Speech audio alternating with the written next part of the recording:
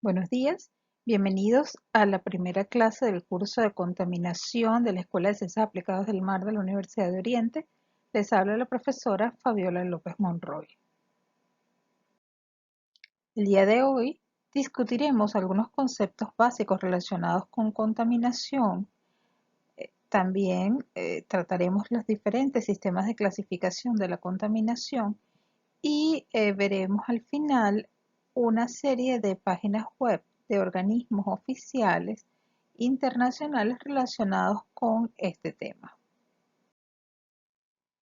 Según el diccionario de la Real Academia de la Lengua Española, la contaminación es la acción o efecto de alterar nocivamente la pureza o las condiciones normales de una cosa o un medio por agentes químicos o físicos. Y fíjense que está subrayado agentes químicos o físicos porque, como verán más adelante, existen otro tipo de agentes que pueden ser causantes de contaminación, como los biológicos. Otro concepto que me parece pertinente traer a colación es el que presenta Chapman en 2007. Él indica que la contaminación es simplemente la presencia de una sustancia donde no debería estar o que se encuentran en concentraciones superiores a la del fondo. Y de nuevo, subrayo la palabra sustancia porque este concepto ignora agentes causantes de contaminación como por ejemplo la energía nuclear, que no es una sustancia. Lo que en realidad se estudia con frecuencia no es la contaminación, sino más bien la polución. Este término es muy utilizado en el idioma inglés, aunque menos conocido en el español. Según el diccionario de la Real Academia de la Lengua Española, la polución es una contaminación intensa y dañina del agua o del aire producida por los residuos de procesos industriales o biológicos. Aquí es señalado la palabra intensa porque medir la contaminación, la intensidad de la contaminación, eso puede ser bastante subjetivo. De hecho, más adelante van a ver que existen eh, tablas que indican cuándo un contaminante puede ser dañino y cuándo no, y que estas tablas varían entre cada uno de los países. Pero incorpora algo bien interesante que es la producción de efectos adversos. En comparación, les he traído el concepto que presenta la Organización para la Cooperación y el Desarrollo Económico, que indica que es la introducción por el hombre, directa o indirectamente, de sustancias o energías en el ambiente, de tal manera que tengan efectos nocivos que pongan en peligro la salud humana, dañe los recursos vivos o interfiera con los servicios u otros usos legítimos del mismo. Este tal vez es uno de los conceptos más amplios que hay. Incorpora al hombre, sustancias o energía y efectos nocivos, aunque hay que aclarar que en la clasificación de la contaminación vamos a ver que la contaminación no solamente es producida por el hombre. De forma comparativa, podemos observar cómo la contaminación es causada por agentes que alteran el medio, mientras que la polución además debe generar impacto negativo en la biota.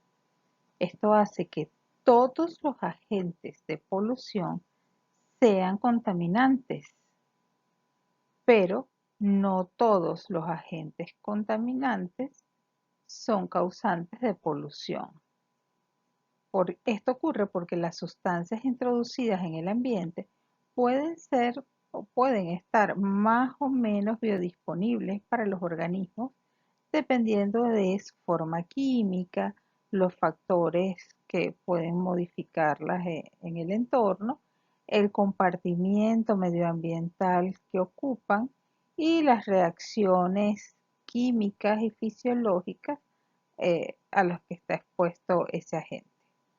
Muchos de los agentes contaminantes generan daños porque se bioacumulan e incluso se biomagnifican a través de la trama trófica.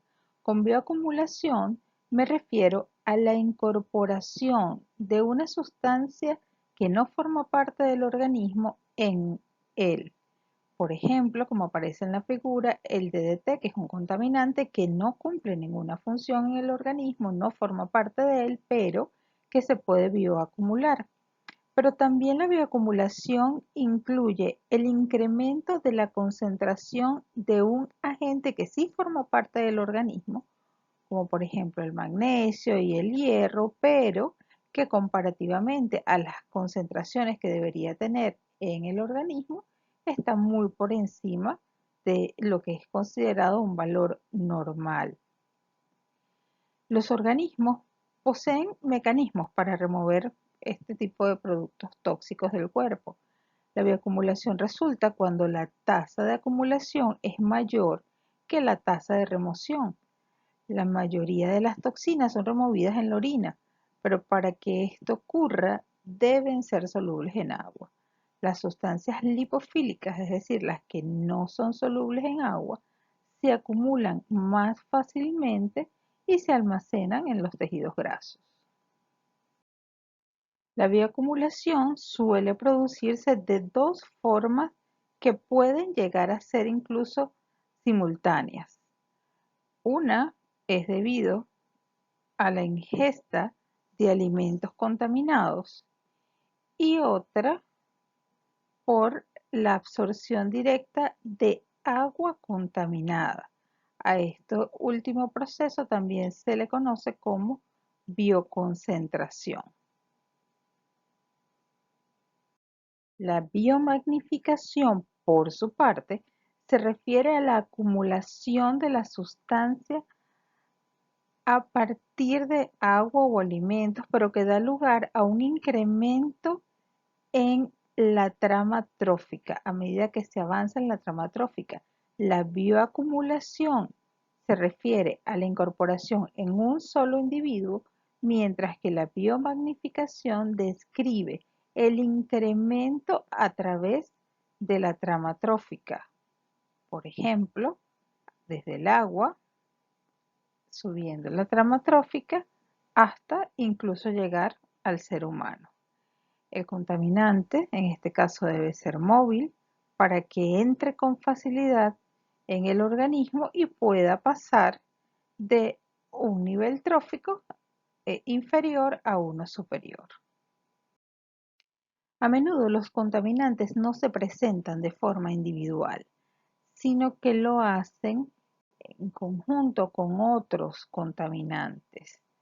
La interacción entre ellos puede dar como resultado, primero, que la intensidad de los efectos individuales sea igual al resultado final o que exista un incremento en los efectos individuales de ellos, en ese caso se habla de sinergismo, o que disminuyan los efectos individuales. En ese caso estamos hablando de antagonismo. El sinergismo es un término entonces que define el incremento de los efectos de los contaminantes cuando están en interacción con otros. Y el antagonismo define entonces la disminución de esos efectos cuando están en interacción con otros agentes contaminantes. El último término que hemos considerado necesario que conozcan antes de entrar en materia más profunda sobre contaminación es el de detoxificación. La detoxificación implica la eliminación de un tóxico del ser vivo o la neutralización del poder de ese tóxico por su combinación con otras sustancias. La detoxificación puede conseguirse por la acción de algunos órganos como el hígado y de algunos mecanismos como el citocromo P450 y las metalotioneínas, que son mecanismos particulares específicos que ayudan en la detoxificación. El segundo punto del cual vamos a hablar es la clasificación de la contaminación. Existen muchos sistemas de clasificación de la contaminación. Nosotros vamos a ver 5, de acuerdo a su origen, tipo de contaminante, medio donde ocurre, la fuente que la produce y la extensión de la fuente. Según su origen, la contaminación puede ser natural si el agente que la está produciendo forma parte de la naturaleza y no ha sido modificado por el hombre, como el caso, por ejemplo, de los volcanes. O puede ser artificial cuando es producto de actividades antropogénicas.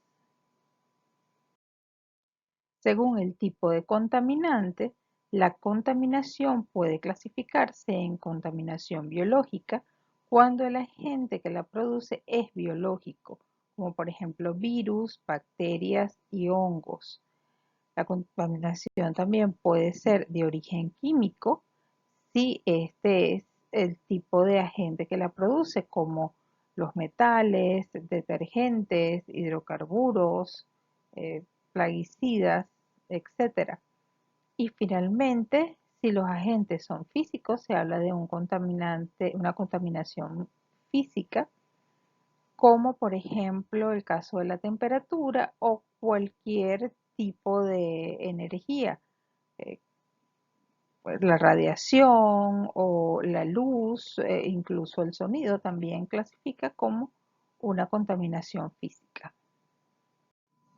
Según el medio que se ve afectado por la contaminación, esta se puede clasificar en contaminación atmosférica si el agente se dispersa libremente a través del aire por la atmósfera.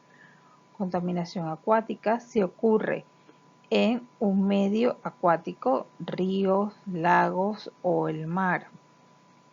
Y contaminación del suelo si el que se está viendo afectado entonces es el suelo. Según la fuente que produce la contaminación, esta puede ser urbana si es producto de las actividades cotidianas del ser humano, industrial si es debido a actividades comerciales, industriales, y agrícola que aun cuando también es una actividad industrial, tiene características muy particulares y por eso se le considera una fuente aparte. Esto incluye no solamente las actividades agrícolas, sino también las pecuarias. Finalmente, según la extensión de la fuente, podemos identificar una contaminación por fuentes puntuales y por fuentes difusas. La contaminación por fuentes puntuales es aquella en la cual la fuente es fácil de identificar y los contaminantes son liberados al medio usualmente en un punto fijo, como por ejemplo una tubería, un desagüe o una chimenea. En este caso, el contaminante es fácil de monitorear y de cuantificar. En contraste, las fuentes difusas no se localizan en un punto fijo, sino que impactan desde varios puntos que están dispersos o en una gran zona que hace difícil realizar su monitoreo e identificarlo. Es muy difícil identificar la fuente. Un ejemplo de este caso de fuentes difusas son las escorrentías de las actividades agrícolas o los vertidos de sustancias químicas en el agua superficial. E incluso la deposición ácida, la lluvia ácida también es considerada un tipo de contaminación por fuente difusa. El último punto del cual voy a hablarles hoy realmente es una recomendación de algunas páginas web de organismos oficiales que es bien interesante que ustedes conozcan y que visiten. Voy a iniciar con el Programa de las Naciones Unidas para el Medio Ambiente, UNEP o PNUMA en español. La página tiene versión en español y cuenta con una serie de artículos de divulgación, no son necesariamente artículos científicos, pero Esta divulgación está basada en artículos científicos y mucha información acerca de eventos y resoluciones que se toman en conjunto con los países miembros de las Naciones Unidas.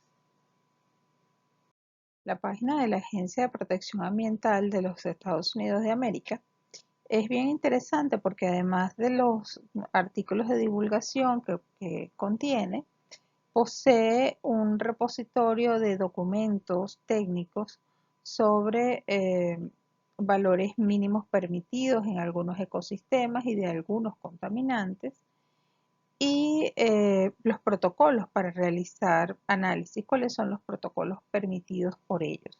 Aunque es legal solo para los Estados Unidos, muchos países basan su propia legislación en las recomendaciones de la EPA. Algo similar ocurre con la Agencia Europea Medioambiental. Es un organismo similar a la EPA, pero para efectos medioambientales de la Unión Europea.